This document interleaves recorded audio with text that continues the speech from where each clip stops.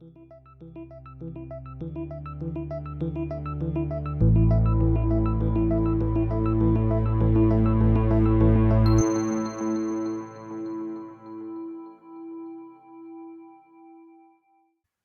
to the Untangling Web3 podcast, your go-to hub to learn insights and the latest developments in the wild and wonderful world of Web3.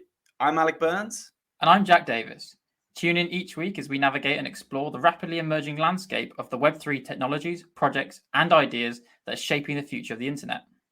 We'll be talking to the best and brightest in the industry to keep uncovering insights, so that hopefully we can all learn together on our journey to untangle Web3.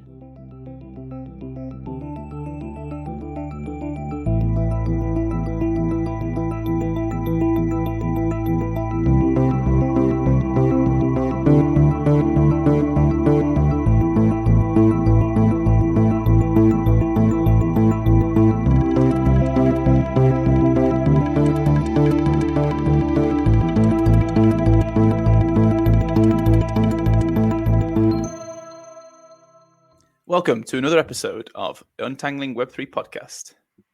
So, Jack, how are you doing? Hey, Alec. Yeah, very well, thanks. How are you? Yeah, not too bad. Not too bad. The last episode was very fun, quite exciting. So I'm looking forward to talking about another topic. Yeah, we've made a good start, I think. And now on to the next chapter, on to the next thing we can try and demystify a little bit in Web3. Yeah, so last week we covered blockchain, like the general history, what it is, how it can be used, and some of the core concepts. And this week we're tackling the big topic of tokens, I guess. And there's a lot of kind of hype around tokens right now, so this should be quite an interesting one. Yeah, this is one of the first things that comes up as a question. Tokens and this concept of tokenization that kind of really go hand in hand with any discussion you get into about Web3. So this is a good one for us to tackle next, I think. Yeah, like my mom's a regular touch point for these podcasts now, and NFTs is everywhere. Like even in the news, like it's pretty mainstream talking about NFTs, which is a specific type of token that we'll obviously go into a lot of detail later. And you try to explain the concept of an NFT, and it's quite difficult to explain the concept and even like understand like tangibly what that means to like an everyday person who maybe isn't in like the digital world. Yeah, and it's also another one of those quite broad topics with lots of different subcategories of tokens, and we've already started talking about NFTs as one of those.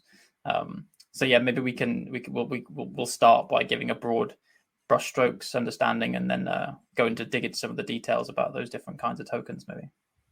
Yeah, well, you gave me some stick last week for the layman definition. So why don't you start with the layman's definition this week? Okay, I'll try and actually be concise this week. So tokenization, that's the word we tend to use when talking about tokens. Tokenization generally refers to taking some kind of asset, something of value, and it can be any kind of value, whether that's already physical or digital, and representing that in a digital form so that it can be easily tracked, transferred, and efficiently used by whatever other systems you want. So yeah, it can apply to virtually anything, but it's just about digital representation of some kind of asset. Wow, that was incredibly concise. So yeah, I think that's a great definition of what a token is. And I think obviously, well, we're a Web3 podcast, so probably what we're going to be talking about is blockchain-based tokens. And as Jack kind of said there, a token is a physical or digital asset representing value or specific attributes. So a blockchain-based token is just representation of those assets using blockchain technology, where blockchain is the medium for representing ownership and also the medium for exchanging that ownership. And like Jack mentioned, it can facilitate trade easier, record transactions, streamline payments, and all these kind of things. And that's the primary use case as to why you'd use blockchain as a medium to represent tokens. Yeah, I think when we talk about it's a digital representation of either physical or digital assets, and really blockchain came around, starting with Bitcoin and then later Ethereum and other blockchains. They brought a new way of tokenizing digital assets, but more broadly, they also help us to tokenize physical assets as well. So they're kind of an all-purpose tool for this idea of tokenization in general. And maybe it's worth, to capture some of that discussion around the physical versus digital assets. maybe we can talk a little bit around the history of tokenization and money in general. I know you have some interesting insights on this, Alec. If you want to maybe talk us through that. Yeah, I'm a historian at heart, so I love this stuff. But you're totally right. I mean, the concept of tokens is not a new one, even if it has got like a lot of publicity recently because of like blockchain-based tokens, NFTs, and all this hype that's coming out of the woodworks. But can you guess when some of the earliest tokens were around, Jack, or have been discovered by archaeologists? So that should give you a rough kind of order of magnitude. Okay, archaeologists, maybe let's say a few thousand years or something. Is that the right ballpark? I mean, yeah, that's not far off. So 9,000 BC was some of the earliest tokens that we found and kind of discovered. It was in Mesopotamia. You know, everything is always Mesopotamia when it goes to those orders of magnitude of ancient history. And you know, they basically use small clay idols to represent cereals, grains, cattle, and this societies or these civilizations use this for like 5,000 years, basically consistently. And I mean, the use case is kind of obvious. I think this is why it's quite important to go back to where tokens kind of derive from originally. It's not convenient to take cattle and, you know, tons of grain to market to potentially sell or exchange them. It's far easier if you have like a trusted kind of mechanism for doing so, to have a small clay idol that people trust in and know represents the ownership of that grain, to take that to market and then exchange ownership, you know, and get payment for something, and that person can then claim the grain from like a central repository or something like this. So that is the primary idea, that you're using it as almost a medium of exchange, something more efficient that can be used as a medium of exchange, as opposed to the things that you're actually trying to buy, right? As opposed to just straight up barter for different goods and services. Yeah, exactly. Like, it's a more efficient way of representing and exchanging value. No one wants to be lugging around, you know, tons of grain with them when they can just have a token that represents it and store it somewhere off chain. And I think that analogy is going to make a lot of sense when we start to talk about assets that are represented on blockchains as well. Can you guess why something called the Roman token was invented as a kind of an alternative to Roman currency? The Roman token. Was it something to do with, I don't know, trying to tokenize local currencies of places that the Roman Empire conquered or something? Well, maybe I'm completely off there. So, I mean, yeah, kind of off. So, like, basically, Roman currency had the emperor's face on, and you couldn't use the emperor's face for nefarious activities, however you want to define that. So they created a Roman token that was an alternative to currency that could be used for all these nefarious activities, which is quite interesting, because this is like some of the applications where Bitcoin kind of historically, or kind of, I guess, publicly, people tend to think this is how Bitcoin is used, which is, you know, as we're now seeing, not the case, with more and more utility kind of coming into these spaces. But it's so funny to see that history kind of repeats itself in certain ways. Yeah, that is interesting. I mean, hopefully we don't have the same kind of fall of the Roman Empire for Bitcoin and blockchain, but hopefully history doesn't repeat itself completely in that sense. Yeah. I mean, we're becoming a history podcast rather than a Web3 podcast. Yeah. Well, I mean, maybe to add a bit more to that as well, because the ones I'm familiar with, the kind of early monetary assets, let's call them, were all these they were essentially commodities and things, or either commodities or other, maybe even more inefficient things. So the one you hear quite often referred to is I think they're called rye stones, which were on one of these kind of Pacific islands. And there were these huge, heavy limestone kind of discs, which were used very infrequently, I think, to as a medium of exchange for large transfers of value, like things like how you'd claim ownership of a new house or something in these communities. And then you also have things like cowrie shells, so using another physical commodity in shells. And then you have other examples in more recent history, I think, to do with using metals, and obviously gold being kind of even more recent than that, you know, in the 20th century, as something that was obviously used as a medium of exchange. So I guess these are kind of primarily physical things that are in some sense tokens, but not quite in the way that we were describing tokenization for blockchain and Web3, right? Because we're talking about digital representations, and obviously cowrie shells and rye stones weren't digital in any sense, really. Yeah, I think, and it kind of blows my mind to think of the alternatives before that, the barter society before standardized currency came out. And like, how do you change a chicken to cows if I'm a chicken farmer and you're a cow farmer? Like, how does that work? I just can't even imagine. But all of this kind of chicken or the cow, is that the question you're asking? It's chicken farmer, obviously.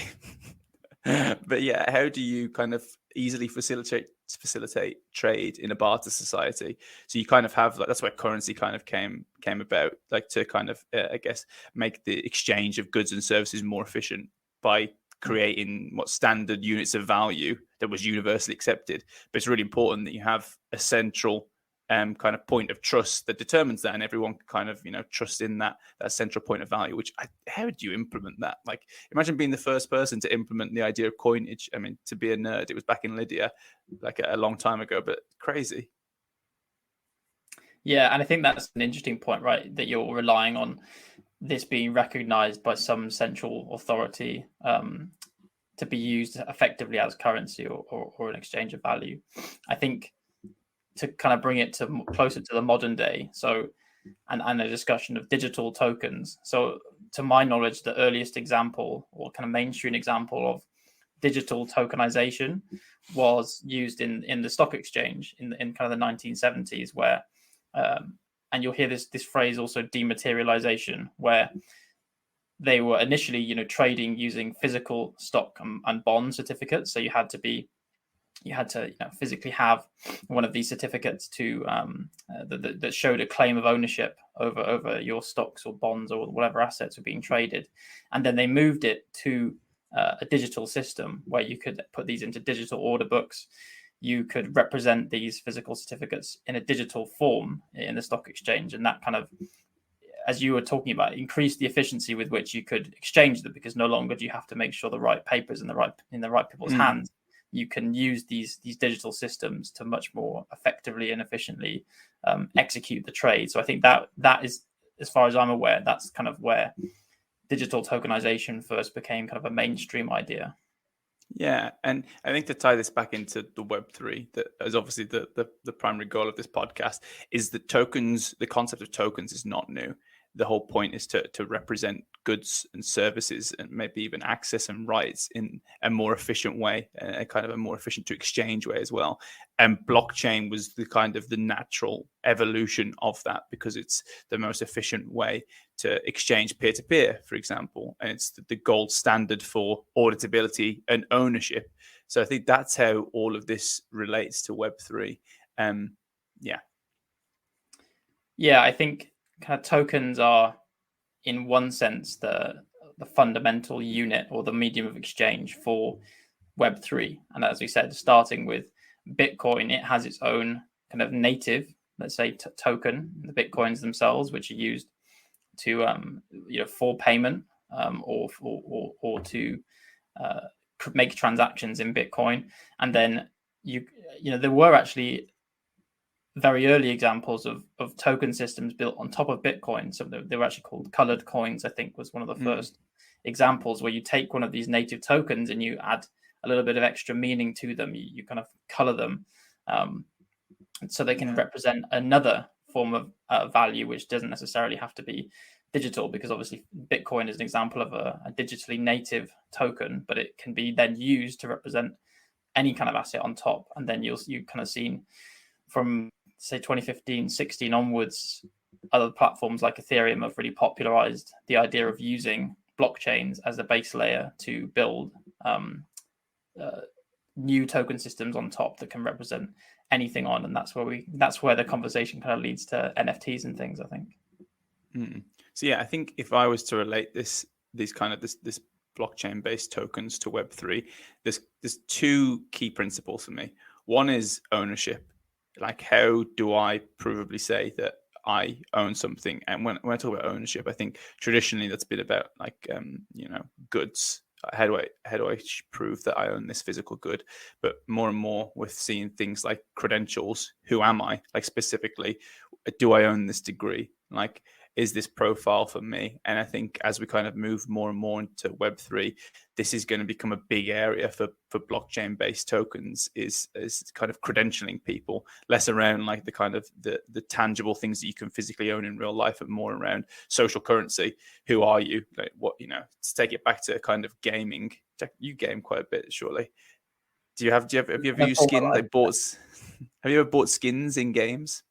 Yeah, I have for sure. Yeah.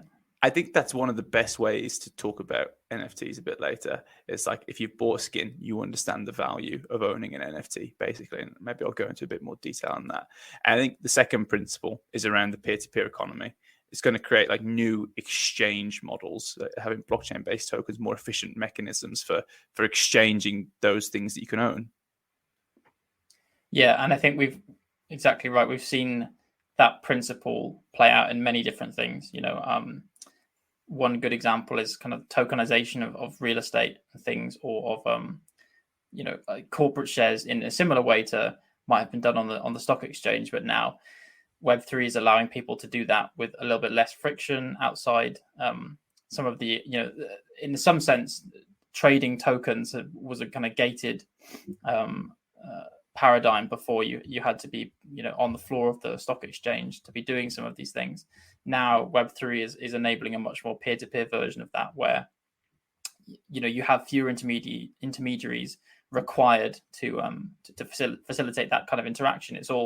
You can all be transparently recorded and mediated via the blockchain. And then we have, as we discussed kind of last time, the blockchain has its own secure infrastructure behind it that helps people trust the token systems you build then on top of the blockchain. So it's kind of just it's in many ways it's just improving on the digital tokens that we had prior to 2009, really.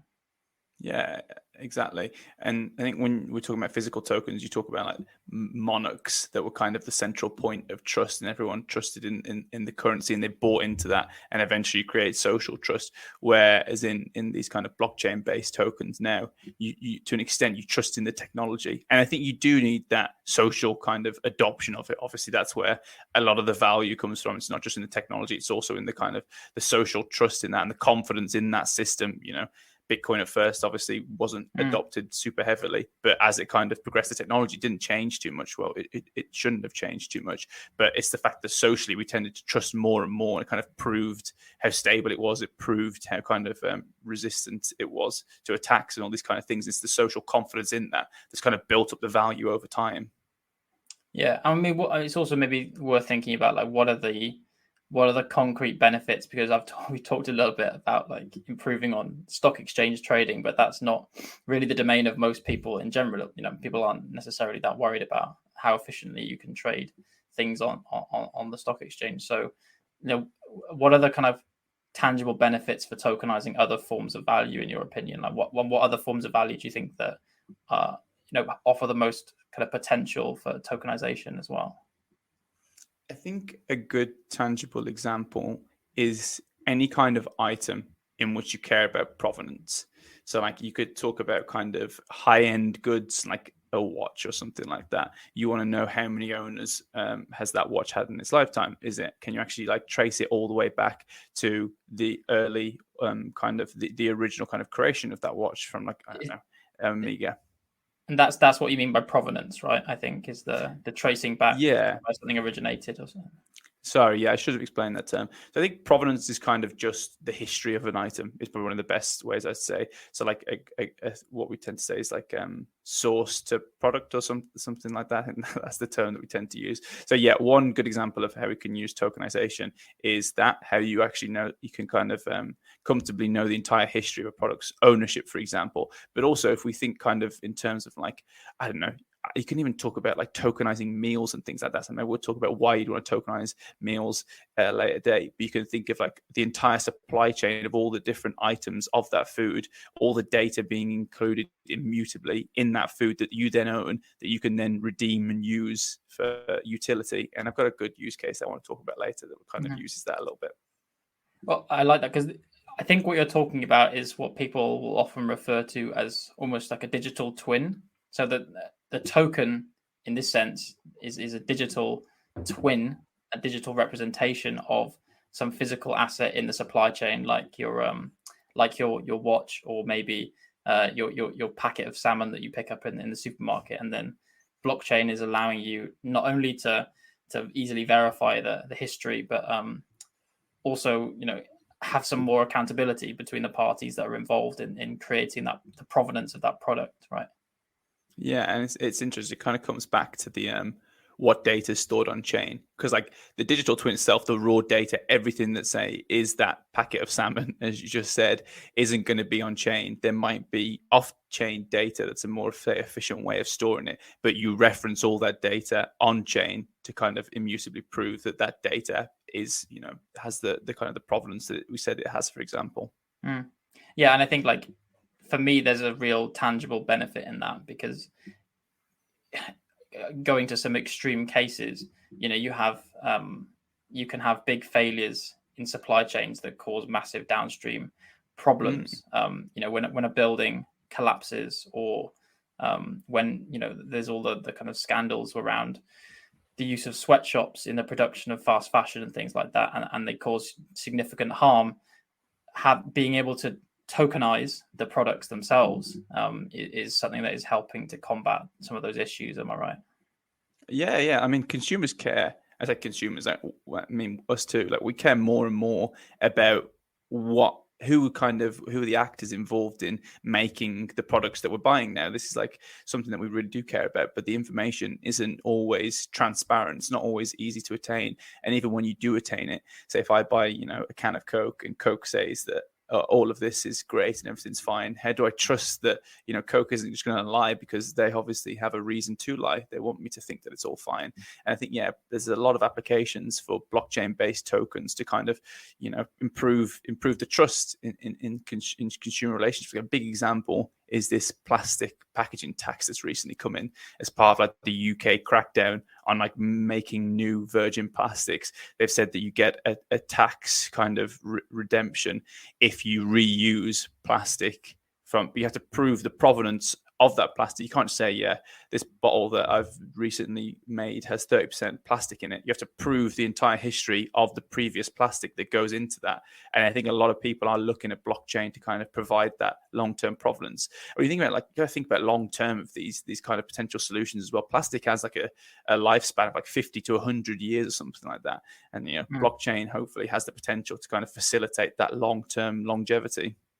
Yeah, it's an interesting example of plastic, because I think that's an example of plastic bottles of where you have maybe even more benefits of Web3 potentially that can be combined with the basic provenance. So once you have your digital twin or tokenized version of your bottle, not only do you get to track it until it's used, but then you might introduce something like micropayments to incentivize it being recycled. I know there's a deposit return scheme in Scotland. I think it's either just been implemented or is about to be implemented, where you can get something like 20p back as a consumer for every plastic bottle you recycle. So that's an example of a kind of micro incentive to improve the kind of carbon footprint of these plastics, which could also be mediated by blockchain. Blockchain is a great platform for micropayments, so maybe that's a future avenue to kind of tie up some of these benefits in Web3 as well.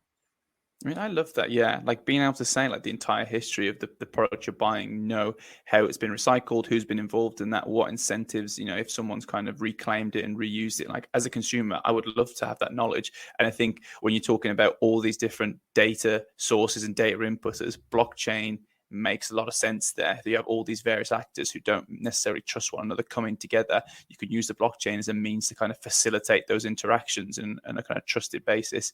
But I think we've covered a lot there. And I think we realize there's a lot more we can cover, but it's really exciting that even in the first half of this, we've talked about so many different use cases already, but that might be a good time to take a break.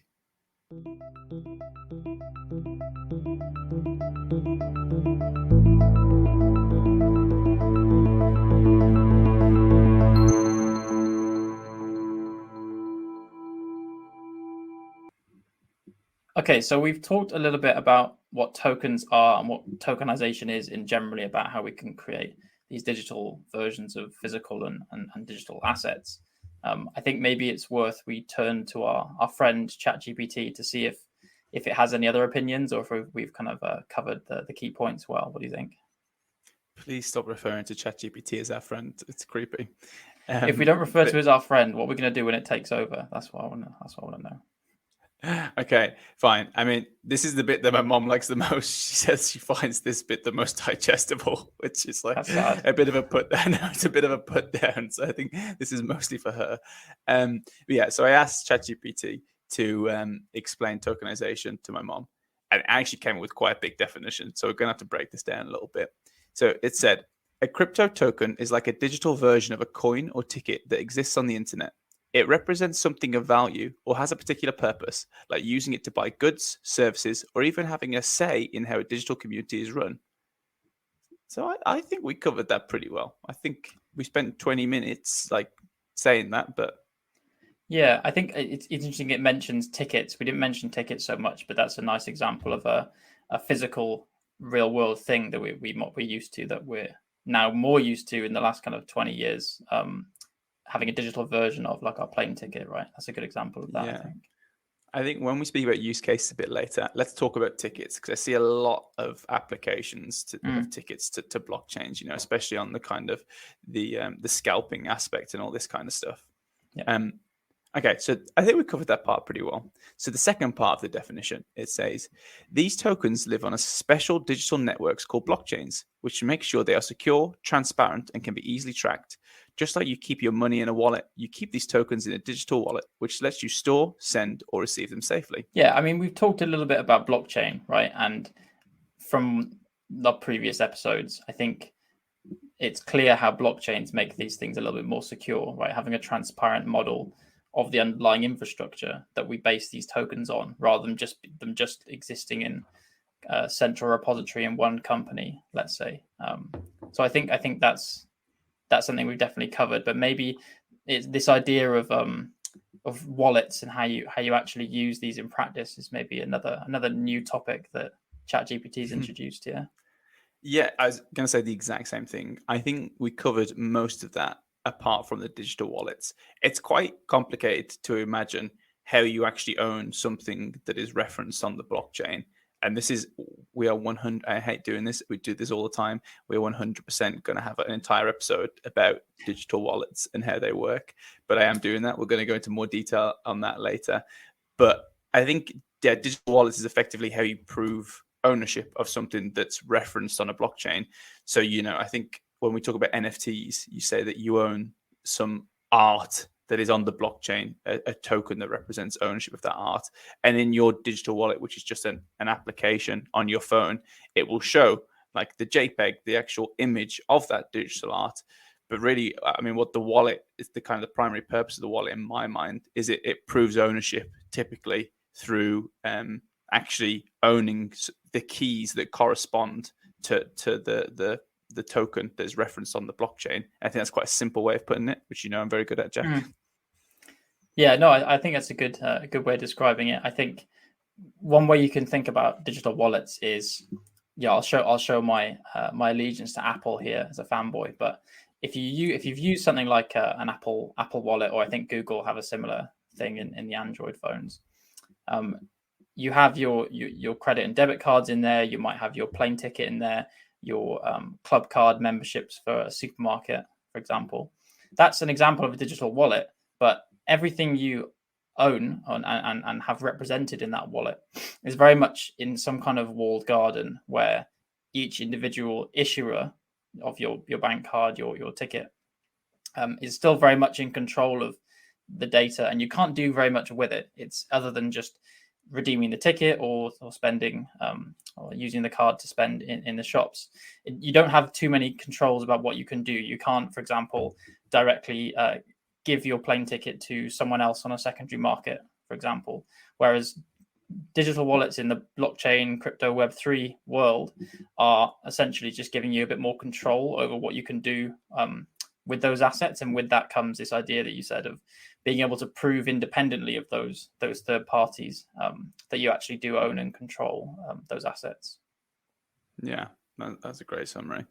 And like I said, we'll go into more detail on that at a later date. So the final part of this long-winded definition of tokenization by Jack's friend ChatGPT is crypto tokens are managed by something called smart contracts, which are like digital rule books that automatically ensure the tokens are used correctly, securely, and according to their intended purposes, making it easier for people to trust and use them in various online transactions. We didn't even think to talk about smart contracts, so I think we should. No, yeah, 100%. So, I mean, why don't you give us your kind of overview of what smart contracts are? I'll give you the tough job this week for that. You love putting me in this. Smart contracts, really simply, I'd say, are digital forms of traditional pen and paper contracts that are stored and typically executed on blockchains. And this has the added value of, immutability and transparency. I don't know how big a problem it is, but, I've always struggled to understand how if I get a contract, I make a contract and say, Jack, it's a paper-based contract. Say, Jack, you sign there. And 5 years down the line, I sue you because obviously you've pretended that contract doesn't exist, or you've changed the terms of that contract because that's who you are, Jack.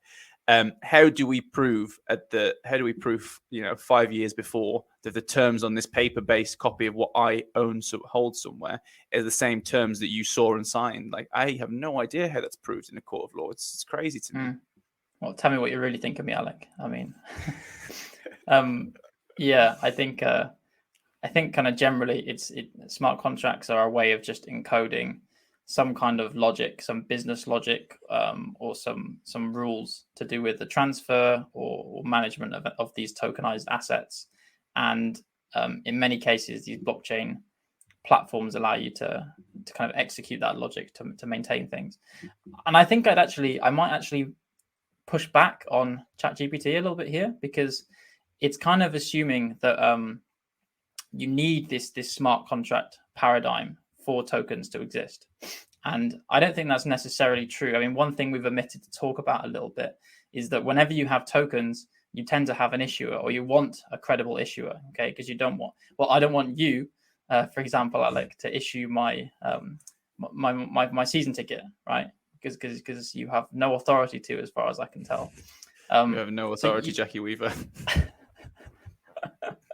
Well, I actually did not expect to ever have Jackie Weaver. No, that's another friend of the podcast, Jackie Weaver. Maybe we'll get her on one day. Shout out to Jackie Weaver. Maybe we should see what Jackie thinks of Web3. But yeah, I think the role of the issuer in tokens is crucial, and smart contracts are a great way to allow an issuer to codify this rule set around what these tokens may be and how they're allowed to be used. But it's probably, I would call it more programmability that is the interesting thing, because it's just ways of allowing more functionality that the issuer may or may not have to be directly involved in every time. So rather than having to go to the issuer to do every single piece of the logic, it might allow them, for instance, to let you sell on directly and not be involved in that process. But they're still involved in the issuance and making, and again, back to your point about provenance, you always want to check the history of that token to make sure it was issued by a credible authority, essentially. Yeah. I think it's all about the trust paradigm. Who are you trusting in? And if you've got an issuer with fairly simple, tokens that, a good example is cash. You don't need, cash can be considered a token, and you can have digital forms of cash. You don't need a smart contract necessarily every time to kind of run that. You could just have a central issuer, and then they kind of, it's quite simple. But there are a lot of applications, and in my mind, particularly exciting applications that come from smart contracts as well. I think a really cool way of understanding how a smart contract individually could be used is, like, a good example is Kickstarter. Kickstarter just brings lots of people together to crowdfund projects. So I set up a fund, say, I don't know, I want Jack to meet Jackie Weaver, and I'm going to sponsor Jack's trip to find Jackie Weaver. But it costs a lot of money. Jackie Weaver's very far away because she's living the high life right now in the Bahamas, riding that high. And she has a high appearance fee, I hear, as well. Does she? I mean, you're a big fan, so you would know these things. So I start a Kickstarter project, and I get loads of people on that platform to, all put in. But Kickstarter charges a fee for that. and they don't really do that much apart from kind of connecting people and facilitating the transfers and stuff. So it'd be fairly easy for me to set up a smart contract, put it on the blockchain, specify that, I need £100 total. And for that £100, if I get 10 investors that each give me £10 and they all put in, I'll promise them, I don't know, returns on that investment. So for some reason, you meeting Jackie Weaver gets them return on their investment, no idea why. And in the smart contract, I specify those terms. If in 1 year they haven't received £10 plus the 10% that they've been promised on top of that, then something happens. And maybe I have to put an asset up against it, like my house, because I'm so desperate for you to meet her. And a smart contract facilitates that very easy. Everyone can trust in the technology, trust in the smart contract. I could implement systems like have all of the investors take a vote after 1 year to see if they're happy and everything goes ahead as normal, or if they can take my house and things like that. And I think that's a good example of removing unnecessary intermediaries using smart contracts. That all sounds great, Alec, but I mean, the flaw in your plan is that you're a millennial. So how can you stake your house? You clearly don't own a house. Yeah, but I think one interesting thing you actually mentioned there, right, is sorry, just to self-deprecate as well. You kind of mentioned this idea, maybe inadvertently, of investment with expectation of returns, and that kind of brings in, that sounds a little bit like what we call a security potentially under different legal regulations. And one thing we haven't touched on today, because I think it will take many episodes to cover each individually, but there are lots of different types of tokens. We've talked about it broadly, but this covers traditional types of token like securities, cryptocurrencies or blockchain native tokens like Bitcoin. It can cover those the kind of non-monetary assets like the things in the supply chain. And it can also, be all sorts of things, like things just used for exchange or things called utility tokens. So there are lots of different categories that I think it's not worth trying to drill down into all of them right now. But maybe one area we should kind of touch on is the distinction between what we call fungible and non-fungible tokens, because you've already mentioned non-fungible. So I feel like we owe it to the audience to describe a bit about what we mean there. Yeah, we also owe it to Emma, who's in the background saying, stop talking about these things and get to some more content. Yeah. It's too interesting, right? And we're having too much fun. I feel like we're making this podcast for ourselves. So fungibility, I think that is probably one of the defining characteristics that's maybe, I guess defines tokens in the blockchain space. So fungibility, complicated word, is defined as the uniqueness or interchangeability with other tokens of the same type, equal value and identical properties. So I think in my mind, the easiest example to talk about this is cash. So if I have, a £1 coin, I know that is the same, has the identical value and properties to your £1 coin, Jack. So we would define that as a fungible token because, I can have £5,000 and all those 5,000 individual pound coins are tokens, but they're fungible tokens because, for all intents and purposes, they are the same basically.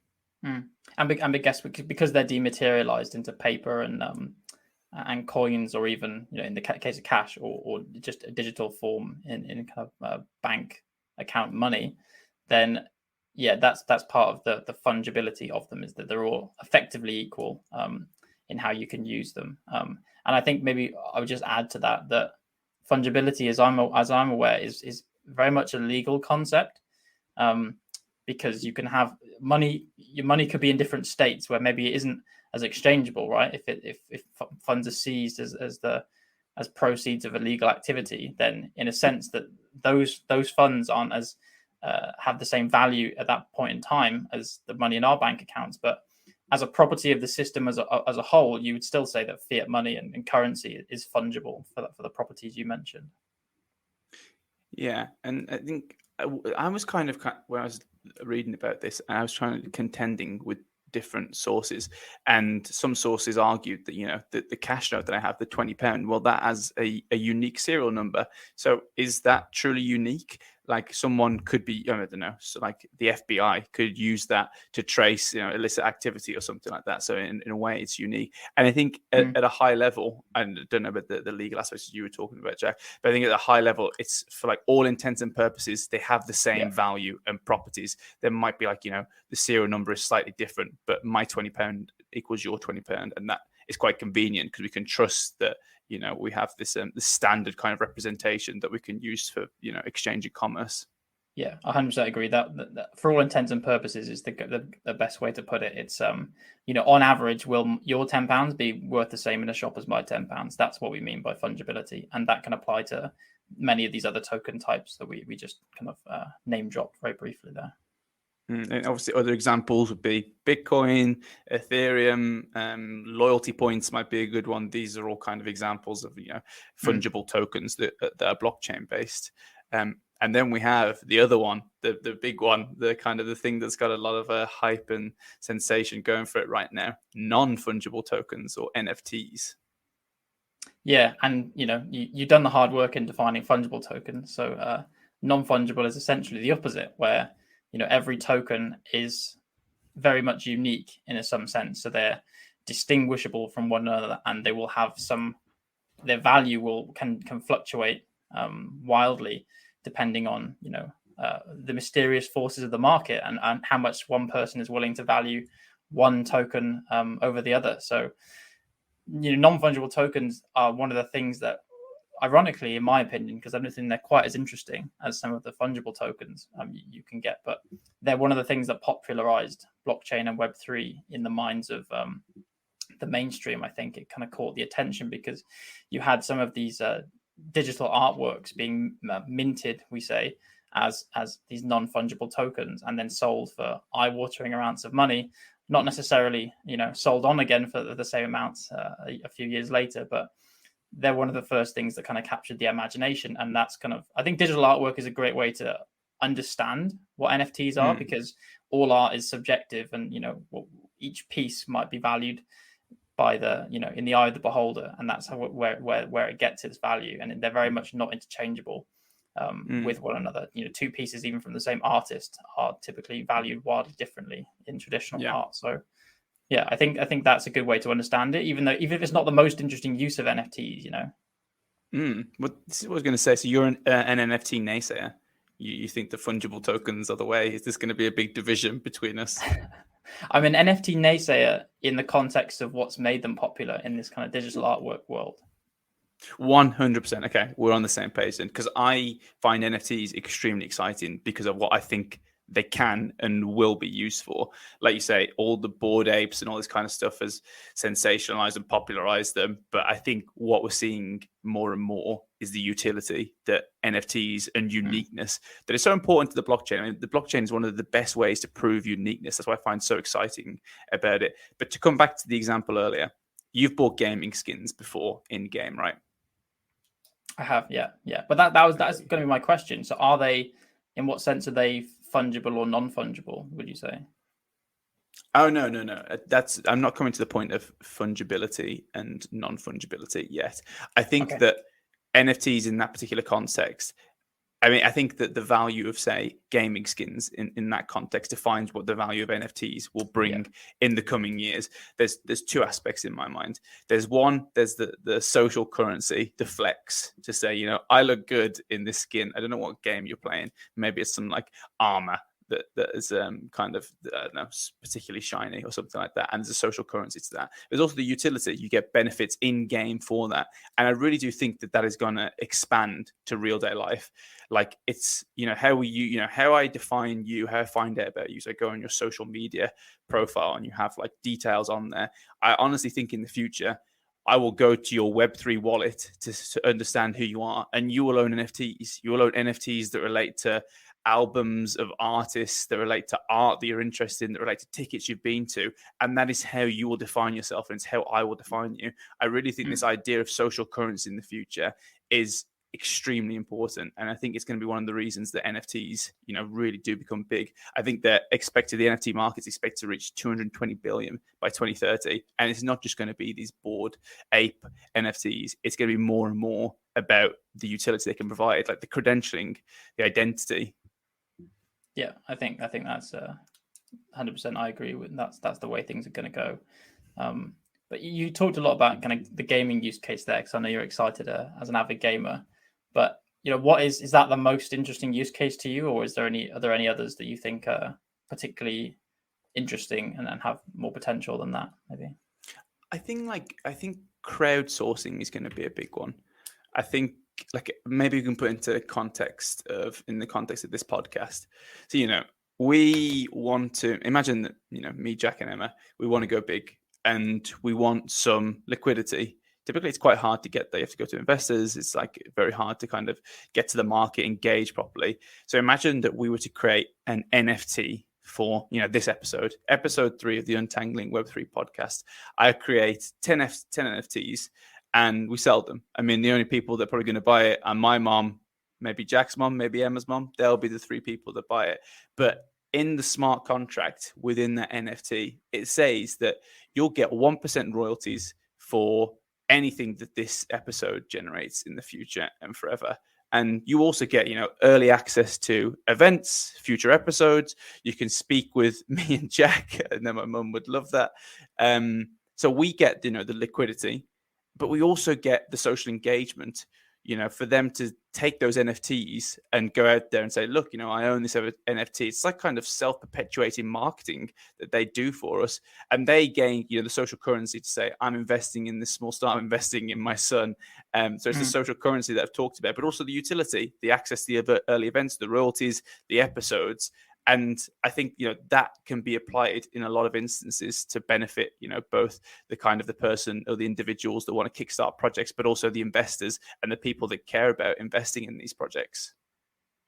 Yeah, I think royalty sharing is a massive kind of beneficial use case of tokens in general, right? Because you have all these problems around how do creators monetize more effectively, and people will use other people's work under the kind of the creative licenses, but there aren't particularly good ways to monetize or for the original creators to make a lot of money out of that. So I think that's a really good one.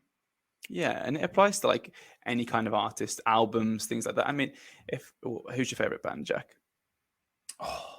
Kings of Leon, let's say. Really? Wow, that's surprising. So Kings of Leon say they're going to NFT one of the first ever albums, and you can be an owner of that. And that you get to meet in the contract defining that NFT. You get to meet them once a year, go to their albums, get early access to this. And if you don't think about the royalties aspect, would you be interested in that? Even just to prove that you're a Kings of Leon fan. Well, Alec, I'm going to shock you. And I thought this was right, and I've just double checked. The Kings of Leon actually have done an NFT of one of their albums. Really? The most recent ones. Yeah. So that was lucky actually that I said them. Nice. I wonder what they put into the actual kind of properties of the NFT. So I'm kind of imagining that it's quite basic. It just proves, you own some NFT and it's about the social currency. But if they added all the utility we're talking about, this kind of voting rights, we haven't even spoken about voting rights, but imagine being able to like distribute the voting rights of some kind of art amongst the owners and kind of implement that within the token. Like that opens up a whole new avenue for tokens. I think you're clearly good at predicting the future, or the past actually in this case. But I think so. It looks like they have included different levels of rights that these NFTs confer on you. I think they have said you get access to specific content for some of these NFTs and backstage kind of privileges. So yeah, I think looks like you're on the money, unless you knew about it already. But yeah, I know you said Kings of Leon, so yeah. You got off scot-free there. It's cold reading. I really knew that you were a Kings of Leon fan straight away. I did all the background research. And I think like this kind of applies also. I saw something about house splitting. You own a house, and if say I don't, as Jack has kindly pointed out, I do not own a house. But hypothetically, imagine I do own a house that's worth $100,000 for whatever reason. No, that's not a good price for a house, but whatever. It might be in Wales. You can tell you haven't been looking on the housing market recently, clearly. And suddenly I come into debt and I can't pay my mortgage. Most people have to sell the house, but that's obviously not ideal. You no longer have a house to live in. It's very tedious. What if you could, NFT your house, sell 10% of the house to pay off your debt, and continue living in 90% of the house? I mean, again, it creates liquidity. It allows people to invest, and you don't have to go through the whole process of selling the entire house, which is tedious. Yeah, I think you've just kind of hit on the nail on the head there with like it's a good way of making very illiquid assets liquid and gaining access to the market, providing access to those assets to the wider market, and then also releasing equity for yourself. I think is a great use case for that. Yeah, well, I've talked a lot about my ideal use cases. Why don't you give us yours, Jack? Okay, so I'll have to think of a different one so that people don't think our opinions are fungible. You can't laugh at your just own laughed at my joke. joke then. Sorry. So I'll be very brief, but this is one that's personal to me, and we've mentioned ticketing already. So I think it's a great industry that can be disrupted by digital tokenization. So when I was younger, much younger, I'm a Liverpool fan, unfortunately, at the minute. And for the 2006 FA Cup final, one of the most famous games ever, Gerrard scored 2 late screamers. So that was an incredible game. And I only found out years later that my parents had bought me a ticket to go to the game. So I should have been there watching. But I don't know if you recall this, but there was a theft of a postal van, right, back at the time. I think it was, I don't know where exactly the van was, but someone stole, hijacked a van, stole the contents. And on that van was my ticket and thousands of other tickets to the Oh my to God. the game. You're not joking about this? No, not even joking. This is true. That is traumatic. Yeah, and they didn't tell me 2 years later because it was such an amazing game and I should have been there. But this kind of shows the vulnerability of ticketing and other systems to just by dint of them being physical, they are at risk from various things as basal as just theft by someone. So obviously you can improve on that by digitizing and tokenizing tickets, because then you wouldn't rely on the physical counterpart. You could just rely on the digital version. And back in 2006, this wasn't really a possibility. It's much better now with normal digital token systems or normal ticketing systems that we're used to. But what blockchain can add kind of on top of that is then a more secure secondary market for those. So as I mentioned, if I have a ticket and I can't go anymore, I still rely on going back through the ticketing platform and hoping that they can resell it for me. Whereas I might prefer just to sell it on myself independently, so they don't take a big cut of the resale fee, as they might often do. And for the person buying the secondary tickets, they have to go through the central ticketing service to trust that it is the correct ticket. Whereas you can do this in a much more peer-to-peer way if you're using the blockchain to trace that provenance back to the original issuer, and you don't involve that original that issuer in every step of the resale process. So I think tickets are a really exciting use case, and maybe can save other people from the same heartache I had when I was a kid. That's such a sob story. I think, yeah, like I guess you could use smart contracts as well to implement royalties on scalping fees, so that if people, what's the classic scalper? They come in, they buy super low instantly, and then they resell for a lot. I mean, the artist could implement a resale fee on top of that. So if someone does resell the tickets, they get 5% back, and actually monetize scalpers to an extent. Definitely, yeah, for sure. That's a good one. I like that use case. So yeah, I think we've covered a lot, and I think maybe just as a very final thought on tokens, we've been very positive about them, but there are kind of some concerns, and I guess by the very nature of tokenization being a broad topic, there being so many different types of digital assets and different classes of digital tokens that you can have.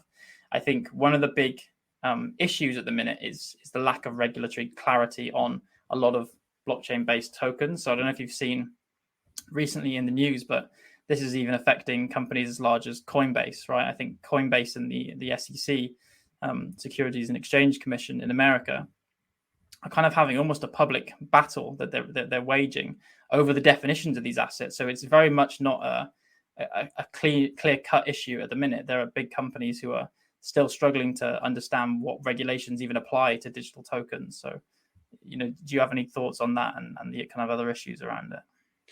I mean, yeah, I've seen some of it. I've seen them kind of, in the US government, in the Senate, speaking about these things, and there is just no clarity. Like it's very confusing. I don't know who's more confused, the SEC or Coinbase, but I've watched some of those. Well, I don't know, the debates or hearings is probably the correct term, and I just come out of it having no idea what's going on. Like I think I understand it before, and like they ask the same question, like, is this a security, for example, or is it this? And they just give such kind of ill-defined answers or kind of vague answers. But I don't know. I think my opinion is that I assume there's a lot of existing law that defines how these things should be defined, and I don't know if we necessarily need to retrofit that law to that, or we can just reuse it. Yeah, I agree. I think it does seem like lots of existing laws should apply in theory, and then we're also seeing other regulations passed, like in the EU. I think it's called the MiCA regulations. They've either passed very recently or kind of got through to a late stage in the EU voting process. So yeah, I think it's just something to be conscious of, that it's still an emerging topic, and there's not complete clarity in any one jurisdiction really, but certainly not across jurisdictions on what each of these token types mean. So I think it's worth bearing that in mind whenever you're looking into the concept of tokenization generally. Well, thanks for the doom and gloom on my my happy NFT predictions and hope for the future. Healthy dose of realism from someone who lost their tickets in a postal robbery. So, and then the show would come full circle if we found out that I was the one that robbed that van. But yeah, we wouldn't carry on with this podcast ever. So yeah, to caveat Jack's doom and gloom, I think that the key message from this episode is that tokens generally offer a lot of utility, and it's all about representing value in a more seamless and efficient way for kind of also for exchanging that value. So blockchain-based tokens was the natural evolution of that, because it represents one of the most efficient ways to exchange and represent value. And I think, yeah, that's a good place to maybe end this episode.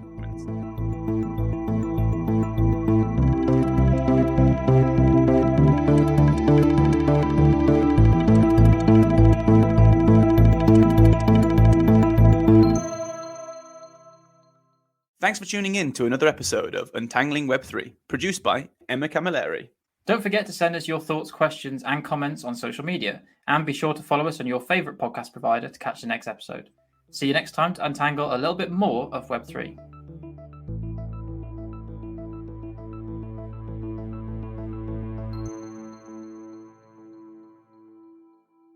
The views we express here are our own and do not reflect the views of our employers.